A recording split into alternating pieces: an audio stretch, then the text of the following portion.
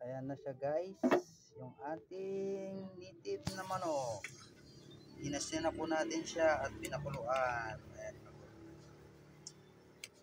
Native na manok. Ayan po. Hintayin na lang po natin siyang lumambot para isaw po ang ating gulay. Ang ating talbos ng ampalaya at dahon. At yung dahon ng malunggay. Ayan po.